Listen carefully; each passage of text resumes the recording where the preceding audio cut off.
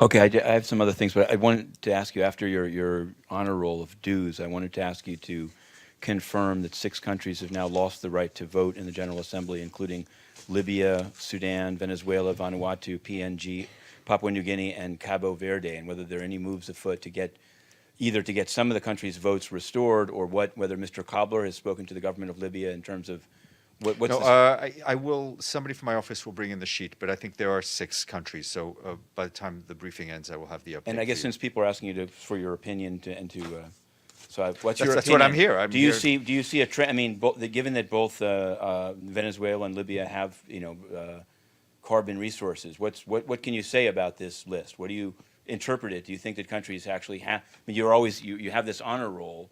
Is this a dishonor roll? What please? Well, it's not a matter of interpretation. Member states pay or not pay for whatever reason, and there is a procedure for them to, if I'm not mistaken, for the General Assembly to give them the right to vote, even if they don't pay for certain economic reasons. That's a decision for the member states. I can't interpret the reasoning. What's the process for countries in which the UN has a mission? For example, Sudan and Libya and Somalia has been given the right to vote. Is there a process for the resident representative or the SRSG to speak to the government and say, let's make a deal, or what's happening? No, it's not up to us to make to negotiate. The assessed contributions are the assessed contributions. If member states are not able to pay, there are articles in the charter. The countries that we're talking about, as you said, is Cabo Verde, Libya, Papua New Guinea, Sudan, Vanuatu, and Venezuela. There was a resolution that passed in 2016 that allows the Comores, Guinea-Bissau, Sao Tome and Principe, and Somalia to vote in the General Assembly until the end of the 75th session. And that's a resolution and a decision of the member states. It's not one that involves the Secretary. Sure, and just one other thing, because I see it as related. There have been these 2 announcements recently by the Secretary General of new posts and new offices. One is the SRSG on migration. The other one is the new Undersecretary General on counterterrorism. And I guess I've sort of asked, he said he's going to ACABQ on both of them. What does he think that the impact on the UN's budget of these 2 new initiatives will be? Does he think that the budget that he's constructing piece by piece with these proposals is going to be larger than the previous year, well, or I think smaller? the budget, as you know, for the next biennium is in the process of being elaborated. It goes to the General Assembly at the end of this year. We have not made any official announcements. There are discussions, obviously, with the ACABQ. The Secretary General, I think, is extremely conscious of the value that the UN needs to bring, right? And spending money wisely.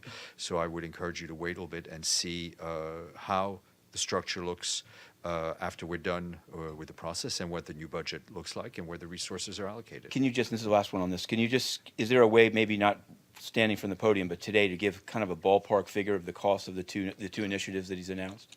What he's thinking I of think in we'll see, range?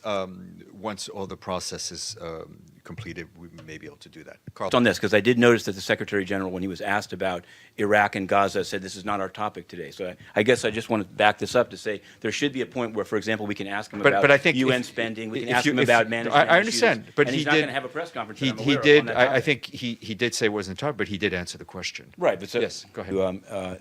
There's an article in Burundi by quoting the spokesman of the army, Mr. Beratuza, who has previously been repatriated by the UN for abuses. And he's saying that the UN is providing training to the Burundian troops in CAR to use surveillance drones. And he said it's a secret whether they use them in Burundi. So I wanted to know, what safeguards are in place? If the UN had enough concerns about the Burundians to be repatriating people, including the spokesman and including Mr. Budigi recently, is it wise for the UNCAR to be training the Burundian army in surveillance techniques? I don't know if what he said Can you actually find out? happens. Can you find out? It's in Iwaku and it has this quote.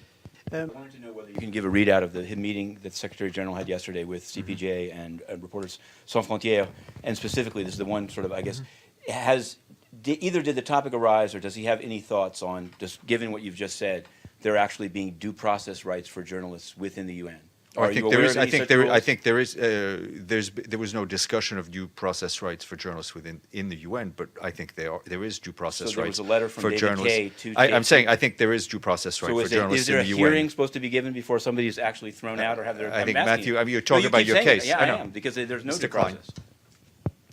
Go ahead. Sure, I'd love to have your definition of due process, but I wanted to ask you. Just Thank you. questions, Sarah?